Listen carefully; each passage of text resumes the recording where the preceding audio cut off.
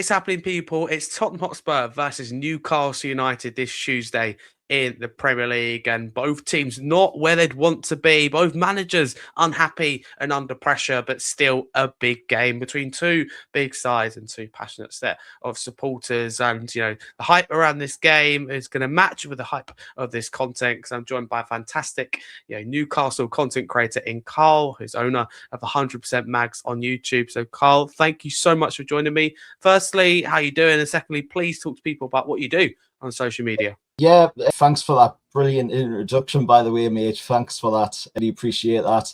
Yes, I'm Col. I run, of course, 100% Mags on YouTube. Been doing it since 2017.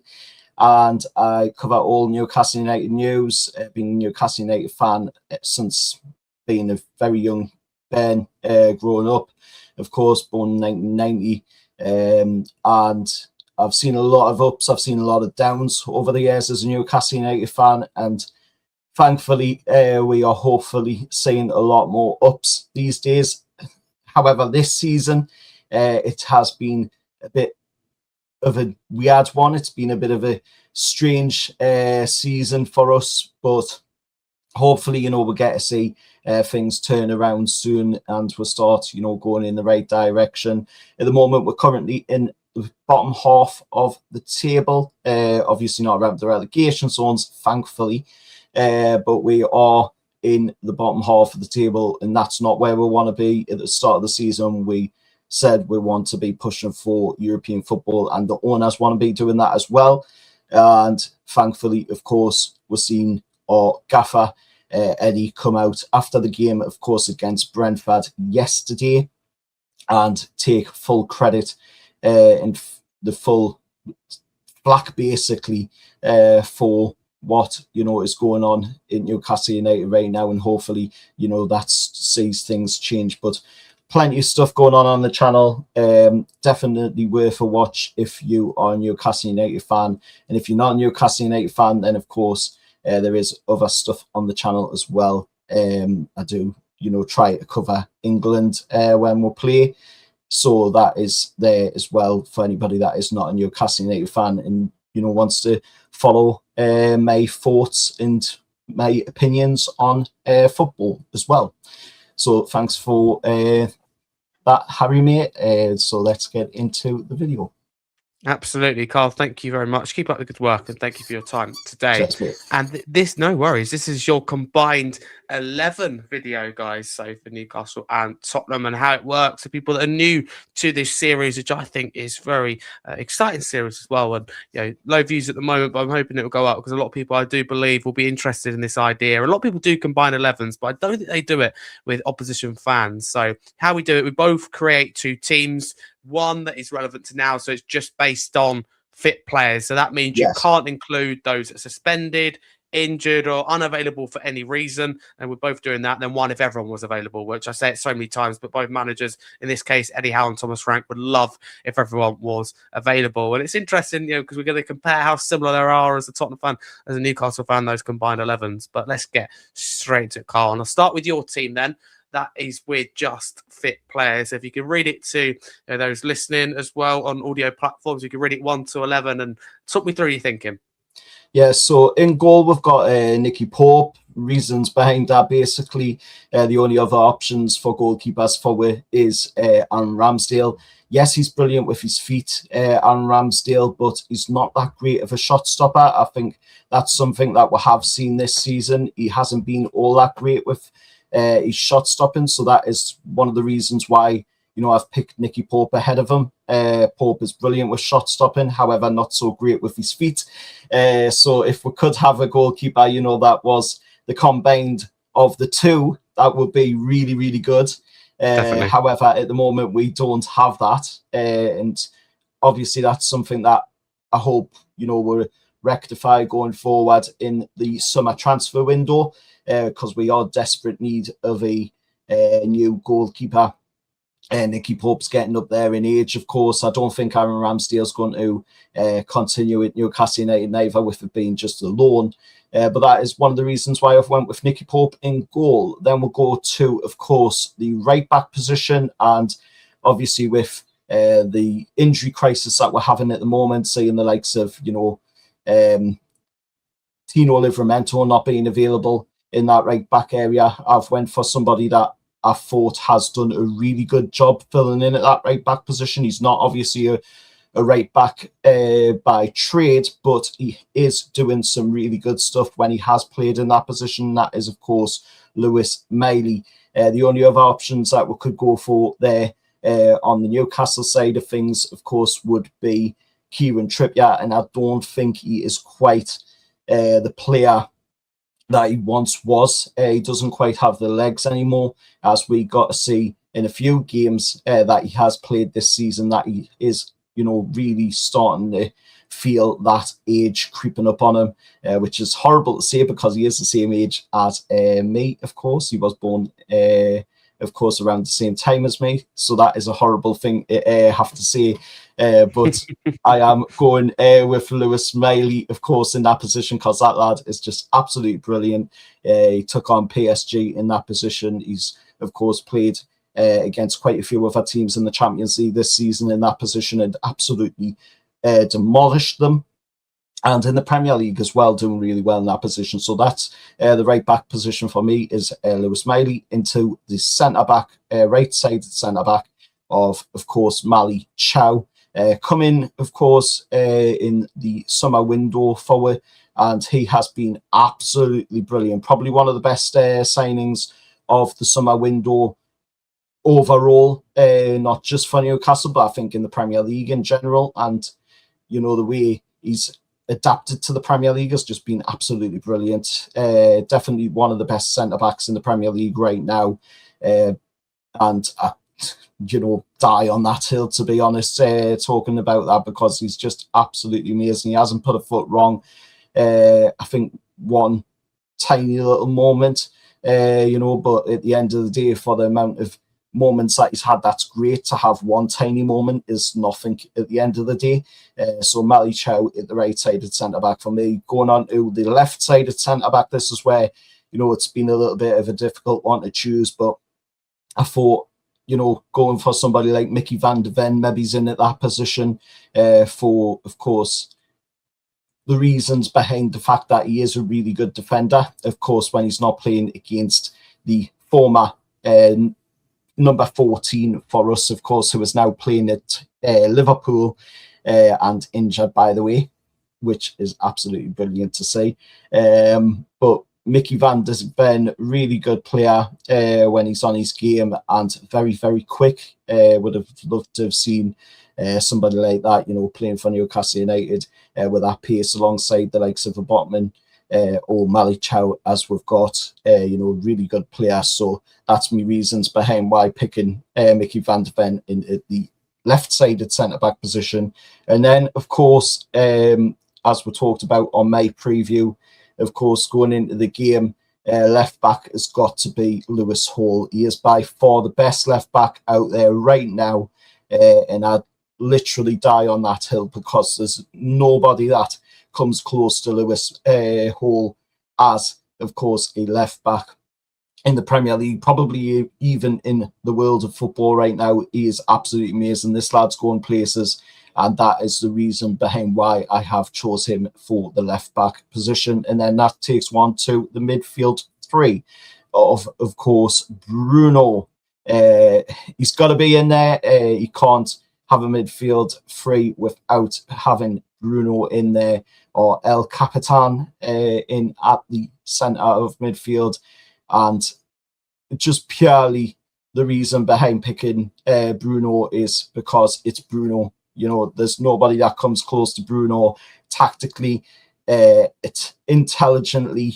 This lad knows what he's doing. He knows how to find a pass. He knows how to get the ball into very difficult areas. And to add to that, the fact that teams like Man City after him, Real Madrid after him, Barcelona after him, that shows the talent that, Bruno has. And he's got to be in there for me in at the centre of midfield. And then we'll move on to the other midfield players, of course, of Tonali. and Polinia. Tonali first, of course, just absolutely brilliant. He had a little bit of a problem when he first came at Newcastle United with gambling issues. That's now been sorted. The club backed him. He appreciates the backing from the club, and he's been an absolute warrior for us since, putting in minutes after minutes for Newcastle United, and he never tires. He's like an engine in there. And he just constantly keeps going, and that is what you want from a midfielder. You want them to be going box to box, getting in there, getting rough, getting dirty in the games, and playing just football the way it's meant to be played. And that is why I've chose Sandro Tonali, of course, alongside Bruno in the midfield, and then Polinia, of course, has been doing some really good stuff for you guys. Tottenham, of course, he's been playing really, really well. So that is the reasoning behind why I have picked him to go alongside the pairing of Bruno and Tonali. And then we'll move on to the front three, of course, of Murphy, Barnes, and Solanke. On it, the right wing, we'll have Murphy. Of course, he's not been having the greatest of seasons, of course, this season with the injury problems, but last season was absolutely on fire, setting up goals for fun for the former number 14, of course. And by that, I do mean, of course, Alexander Isak, for anybody that was wondering who that is. And, Murphy, when he's on his game, absolutely brilliant, putting the ball right into the area where he needs to be.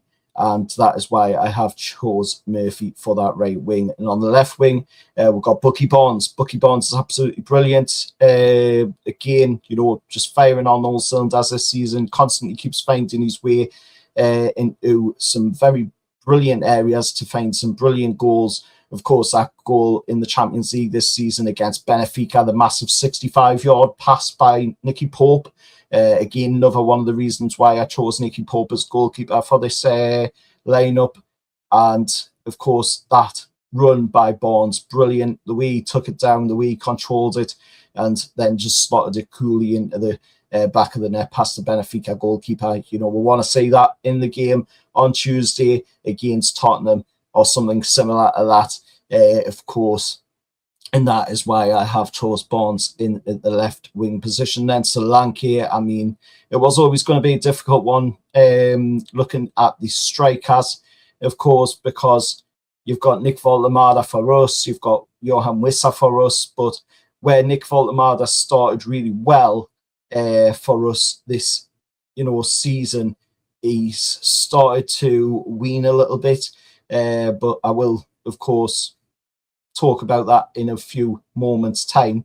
But Johan Wissa, however, not in the best of shape, of course, with his injury problems. So Solanke, absolutely brilliant for Tottenham. Definitely one of the best signings Tottenham's made in a long time. Of course, coming in, scoring a lot of goals, and something that Tottenham definitely needed as well. A lethal goal scorer up top. He is banging away goals for you. And it is, of course, something that you have, like I've said, desperately been in the need of. Other players that I could have maybe chose, from the Tottenham front line of probably Richarlison for striker, but I mean Solanke for me just outbeats Richarlison on that. So that is my 11 there. Thank you very much. And just to run through, just to recap, thank you, Carl, very much there. So Carl's gone with Pope in goal, a backline of Hall, Van der Ven, Chow and Miley, a midfield of Guimaraes, Tonali and Paulinho, and an attack of Barnes, Murphy and Solanke. So in terms of representation from both teams, it is, it's fairly balanced, I would say. If we pick out the Spurs players that are in there, there is three, but it's three good players in Van der Ven, Paulinho and Solanke. I think that's fair. Of course, Newcastle above Tottenham in the table. Thank you very much. We move on then to my team, combined 11 with just fit players. So I'll read it out and then talk you through it. So Vicario in goal, Spence at right back, Hall at left back, and Chow and Van der Ven as the centre backs. A midfield of Paulinho, Tonali and Guimaraes, and an attack of Barnes, Solanke and Xavi Simons. So similar in many ways. So again, I'll talk you through. I've gone with Vicario. I think Newcastle have been unable to, you know, pinpoint a number one in goal. Ramsdale, for me, I just think is an average goalkeeper. Vicario, I don't think is world class, and I think Tottenham need better in the summer. Nick Pope could be a really good goalkeeper, but he just doesn't save it if it's low in the corner, low and hard, and he's just not very good with his feet. So Vicario, for me, probably edges it over those two, but I think it's a weak position for both, if I'm honest. And like with that right back position, because the players aren't available, Jed Spence should make this game. It's not a definite. If he didn't, of course, Miley going there. He's done a good job, but the reason I haven't put Miley in here, of course, as you said rightly yourself, he's not a right back. He's not his bread and butter. He's not him by nature, and he's done a good job like Archie Gray has for Tottenham, stepping in there. Lewis Hall at left back. I mean, listen, if you're not, if you hear the hype and haven't watched him or you're not sure, please reevaluate and please watch again or watch for the first time, because Lewis Hall is fantastic. You're hearing that from a Spurs fan here. You know, he's a great player, really, really good. And even when Newcastle aren't great, he steps up to the occasion against any opponent and any situation. Van der Ven and Chow, as I said, at backs, Romero is suspended for 4 games. So 4 Tottenham fans go, you haven't put Romero in here. With Van der Ven, he's out for 4 games. So therefore, absolutely not at all in contention. He's not allowed to be picked by my own rules. But in midfield, like I said there, I've got Tonali, Paulinho and Guimaraes. So Tonali for me is the engine room. I really like him. Works so hard, powerhouse. And there were links, weren't there, in January to him leaving Newcastle, potentially joining Arsenal, but they never really materialised, as several sources told us at the time, and even more so now. Great player, really, really good player, and a great signing for Newcastle. So I think it was a great bit of business. They've got to keep hold of him in the summer. Guimaraes is fantastic. I don't think he's had the best game last time out for Newcastle against Brentford, but what a captain. And you look at a captain and go, who leads by example? Guimaraes does. And I think Romero in many ways is a good captain when he, we forget about the discipline issues, and he is a great captain because he speaks up for the dressing room. He speaks up for the fans, what we're all thinking, and performance on the pitch. But that discipline issue, that's an issue. And Guimaraes is another example of a fantastic captain.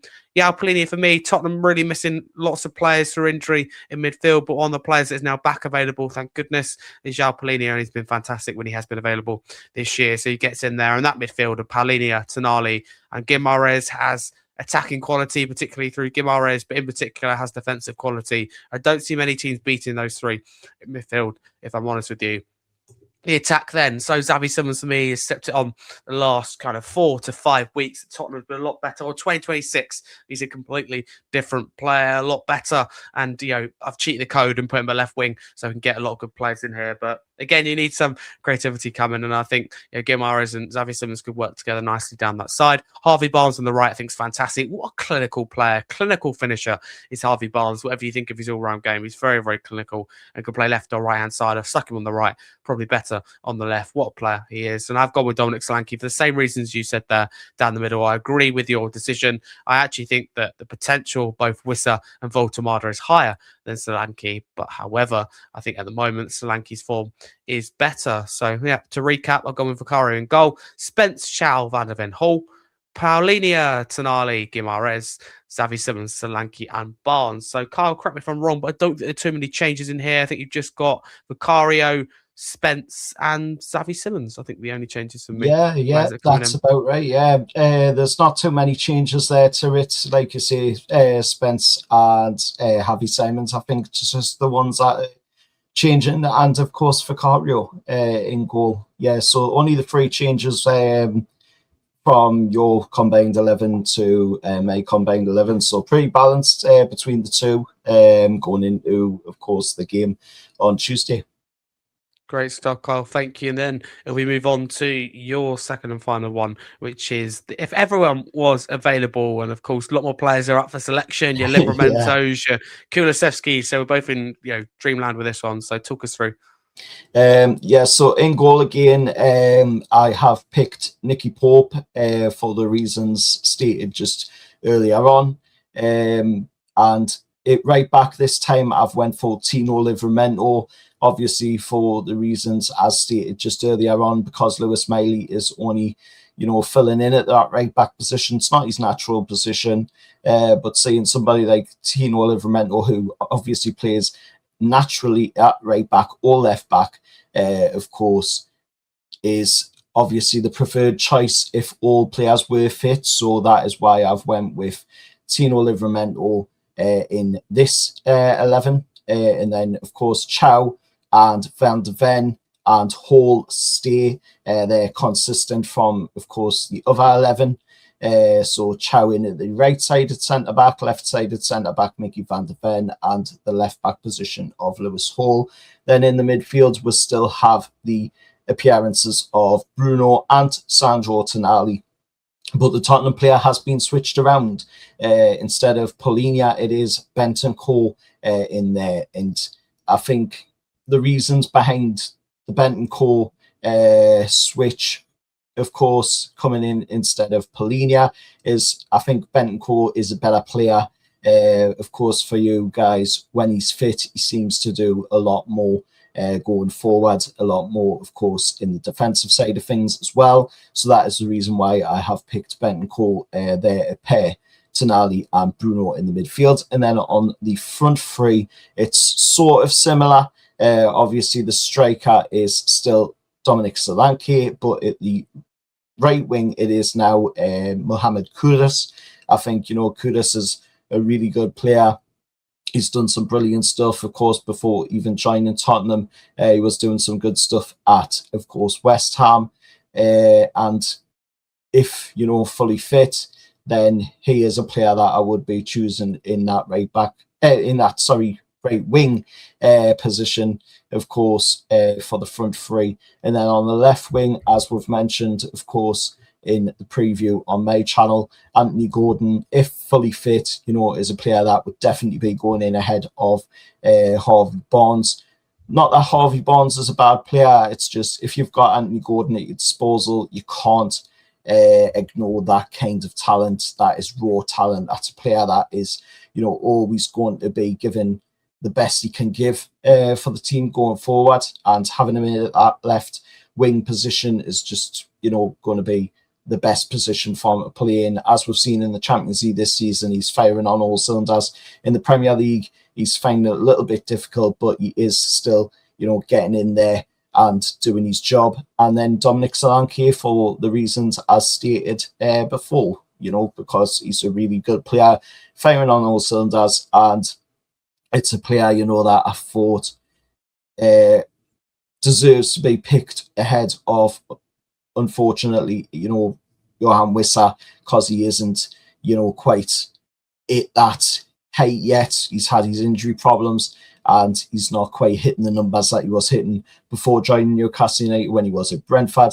Nick Voltemada, of course, is another player that isn't quite there yet, but he's got a massive ceiling, as you did mention just before there, going forward, player that has a lot of potential to be a really good forward. But I do think, somebody like Wiss and, of course, Voltemade should be always playing as the number 10, I think, behind Johan Wissa. Wissa playing as the player up top, and that should be the way we'll go about it. That is the approach I think we should be doing. But okay, we'll see if Eddie, goes with that. We have seen him do it a few times this season. Hopefully we'll see it a little bit more, because it does work.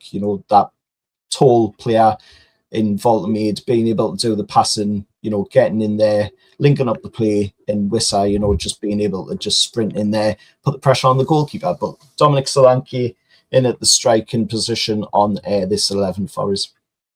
Do you think, before we get back to this combined 11, that you're better to do, as you said there, Voltemada in the 10, so attacking midfield, and Wissa the 9, rather than the front two? And also, what has Eddie Howe done so far? Because we've seen them been on the pitch, not a lot, but a couple of times. Has it been a front two, or what you're saying there? Yeah, so basically it's a 4-3-3. We'll play Gordon on the left when he's fit. We'll play either Murphy or Barnes on the right. Sometimes Zalanga comes on as well. And then we have, of course, Wissa when he's able to play. If not, then at the beginning we were seeing, Voltemade having to fill in there in that striking position. We did see, the likes of Willisula as well having to fill in until he got his ankle problem. He's back now, of course, fit again forward. But yeah, it's basically been a 4-3-3 with the one attacker, two wingers either side. But we did get to see a few times this season, I think on 2 occasions, we've gotten to see Nick Voltemada in at the number 10, and then, of course, Wissa in the striking position. But a lot of the time we're seeing, you know, Eddie just doing a like-for-like switch, and we're seeing, you know, Voldemort coming off of the bench to play in place of Wissa, or the opposite way around in games, or depending on, you know, if a player's played a lot of games of late, that is, you know, how Eddie's going about it and approaching it. Okay, thank you very much, Carl. Really appreciate that. Sorry, couldn't unmute yourself there. That's okay. Thank you, though. Thank you. Really appreciate answering that, because I just thought, you know, boom, I've seen it, and how was it carried out? But thank you on this team. If I'm not mistaken, 4 changes: Livramento coming in, also Benton Core, Gordon, and Kudus. I believe those Yes, 4 are your changes. Yeah. Fantastic. Thank you. So, yeah, just to recap, those listening on podcast platforms, Carl has gone with this his second combined 11, with, if everyone was available, Pope in goal, a back 4 of Hall left back, Livramento right back, Chow and Van der Ven as the centre backs. So, you know, Newcastle dominated back line bar Van der Ven. Midfield, then you've got gone with Tonali, Guimarães, and Bentancur, and the front line more Spurs dominated of Solanke, Kudus, but Anthony Gordon as well. Carl, thank you very much. Let's go on to my thank you. Second and final team then of the combined 11. Also, if everyone was available, and I'll just talk through my changes. So I read out the whole team and then discuss in depth rather the changes. So Vicario in goal, Livramento right back, Hall left back, Romero and Van der Ven as the centre backs, Kulusevski, Paulinho and Guimarães in midfield, then Barnes, Gordon and Solanke up top. So the changes that I have made, 1 or 2, it's 2 in the back line that I've made. So Livramento and Romero coming in. Firstly with Livramento, I think for me it felt like a no-brainer. I really like him, and I like Pedro Porro as well, but Livramento's all-round game is probably a little bit better. So as a Spurs fan, I will concede that one on the basis of making the team fair as well. Yeah. Again, that feels like the right thing to do. We had Jed Spence in the previous team, so an extra Newcastle player coming in this case, but you've also lost a Newcastle centre-back in Chow, who I really like, and I was really tempted to go with the back 3 if both teams weren't as strong, particularly Newcastle in midfield. And it's probably harsh on him, but again, I think a lot of it is, you know, with bias in the decision, absolutely, I'm sure, to put Romero in. You know, I personally really like him, but Newcastle will know, and, you know, don't need me to tell you, you can tell me even better how good Malik Chow is. So that purely, as again, I suppose, based on the club you support, but I want to see a really difficult one, if I'm honest. Then in midfield, Tonali coming out for Kulusevski, which is difficult because, like I said there, I really do rate Tonali. Just when Kulusevski's fit, I do feel he's one of our best players in terms of what he can impact, can play in the 10 and at right wing. So for me, it felt like I've got to get Kulusevski in here, but I didn't really want to take someone like a Harvey Barnes out, who I really rate highly. So Tonali, I viewed as having like a powerhouse, an engine kind of, you know, player off the bench, and that could be a great asset. Then as a front three, I've kept Solanke again. It does feel harsh on the 2 Newcastle strikers. And I think when we next play again, or it'll be next season, let's just say, it'll be a completely different situation. But I've gone with Barnes and Gordon on the wing. I like Kudus, of course, like Odebear, like Xavi Simons. But again, I like Gordon and Barnes, just that little bit more consistent. Barnes is the most clinical finisher out of all those players I mentioned. And Gordon, I see, as the highest potential and the most quality out of all those mentioned as well. So that is my combined team. I think there will be a couple of things that you do disagree with, but I think I've gone with it. Well, I think with an extra Newcastle player, I think I went with Barnes that you didn't. So hopefully try to make it a little bit more fair. But what do you think, Carl? Looking at that 11, as you've mentioned there, Vicario in goal, Livramento right back, Romero and Van der Ven in the centre-back roles, Halsey left back, Kulusevski, of course, and Paulinho and Bruno in the midfield, Barnes, Solanke and Gordon for the front 3. It's quite a good 11, to be honest. Obviously, I'm not a fan of the right-sided centre-back for obvious reasons, personal reasons on that one, of course, for Romero, because I am not the biggest fan of that guy. I don't like his attitude towards, of course, the likes of Bruno and Joe Linton whenever they play, but that is an obvious factor, being that they are, of course, he is, of course, Argentinian, and they are, of course, Brazilian. That's something that is always going to be a bit of a rivalry between the 2 countries there. But looking at, it's a really good lineup, to be honest. I would probably maybe switch the Kulusevski one for somebody like Tonali, in there, or the likes of or the likes of Joe Linton in there, of course. But other than that, really good 11, to be honest, mate. So yeah, really good one, pretty balanced as well. Great stuff, Carl. Thank you very much. And before we wrap up then, and before we plug your socials, give us your thoughts on this game, Tuesday night, under the lights at the Tottenham Hotspur Stadium. So your thoughts as a Newcastle fan and your score prediction, please. Yeah, sure. As always, going into this one, it's going to be a tough game, as all games are in the Premier League. You know, there's no easy games in the Premier League these days. And we're going into this one against Tottenham on the back of a defeat to Brentford just yesterday. Of course, it's in James's Park, a game that, you know, we should have probably come away with a good result in, a positive result in. 3 points in the bag should have been really the result that will come away from St James's with on that one.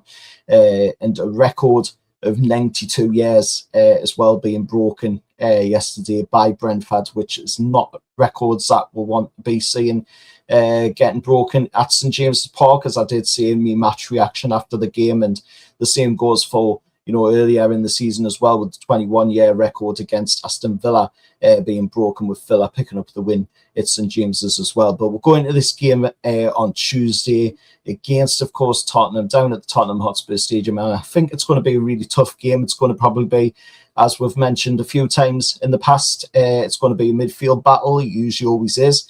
And looking at what we've got at disposal in the midfield, we've got Bruno just coming back fresh off of an injury, of course, and missing a few games.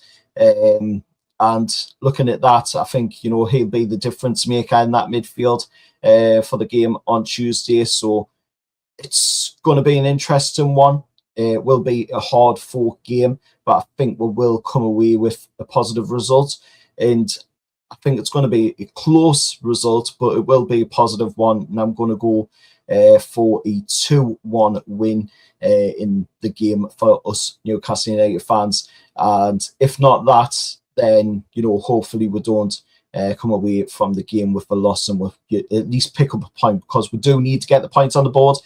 I mean, at the moment, we are not sitting in the best of places. We are obviously sitting above yous in the league, but we are not sitting in the best of places right now, because we should be, you know, pushing for them European spots, and we are about 6 points off of that, with Brentford, of course, sitting 6 points ahead of us in the bare minimum European place of 7th place, of course. But yeah, 2-1 for me, but feeling that if we can't get that, then of course coming away from the Tottenham Hotspur Stadium with at least a point in the bag going into this game. Absolutely. Draw doesn't seem to help either on paper. But Carl, thank you very much for your time. Really did enjoy speaking to you, but honestly really grateful. But before we do end, where can people follow you on social media? Again, thank you. Yeah, no worries.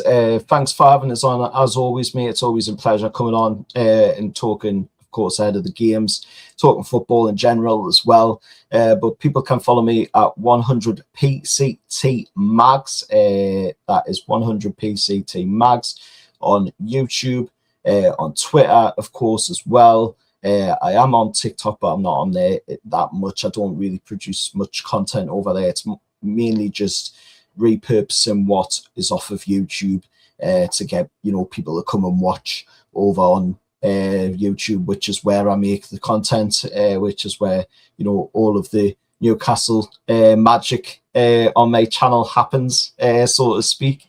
But there's plenty of things that we do. Of course, do a lot of previews, transfer news, of course, when the transfer window is open, and even, you know, the odd transfer rumour here and there as well. There's a lot of very passionate, unfiltered opinions, of course, on matches. Don't really do much editing of the videos neither, so it's all basically raw reaction and raw thoughts going into it, you know, just straight off the top of the head, no scripts, no nonsense.